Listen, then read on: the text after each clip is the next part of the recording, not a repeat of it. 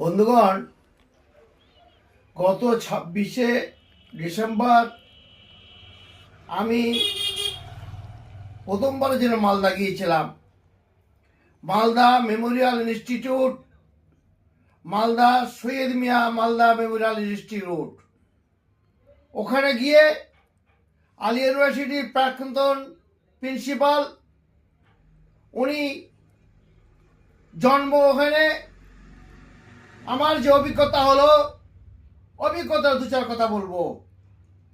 আমার অভিজ্ঞতা, আমি রাজ্য অ্যাডভাইসার, পশ্চিমবঙ্গ 350 রেস্টুরেন্ট আছে বিভিন্ন জায়গায়, কিছু কিছু সবটা জানি। মালদা, নদিয়া, জলপাইগুড়ি, পশ্চিমবঙ্গ, কোচবিহার টোটাল জানি। মালদার সম্পর্কে অবগত হলো। মালদা অভিজ্ঞতা আমার খুব ভালো হলো। সেখানে গিয়ে দেখলাম আমাদের স্যার যে ইনস্টিটিউটটা করেছেন উনি আর যাবেন না। ওইখানে দেখলাম 90% বাইরে কাজে যায়। দেখলাম অনুষ্ঠানে দুদিন ছিলাম আমি, দুদিন থাকা সব মহিলা শ্রোতা। সেখানে আমি বললাম আমি যে পেশার সঙ্গে যুক্ত, যে পরিবারের মেয়েরা মাতব্বর হয়, সেখানে ছেলে মেয়ে বেঁধে অশান্তি হয় পুরুষ থাকতে।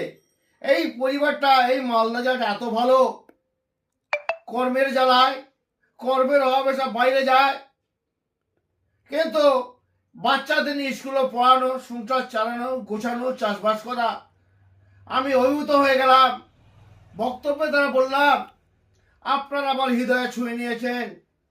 আপনারা যদি স্যারের মিশনে আমি যতটা পারি করব। প্রত্যেক বছরে যদি ইনভাইট পাই আমি আসবো, ইনভাইট না পেলেও আসার চেষ্টা করব। কিন্তু আমার লক্ষ্য অসুস্থতার পিছনে খরচা করা, আমার লক্ষ্য পড়ার পিছনে খরচা করা। কারণ পকেটে কিন্তু বক্তৃতার জন্য 50,000 20,000 টাকা না দেওয়া যায়, এই দোয়াটা তার গোনা হওয়া, কিন্তু তাতে উপকার হবে না, তাতে অপকার হবে, সমাজকে দূষিত হবে।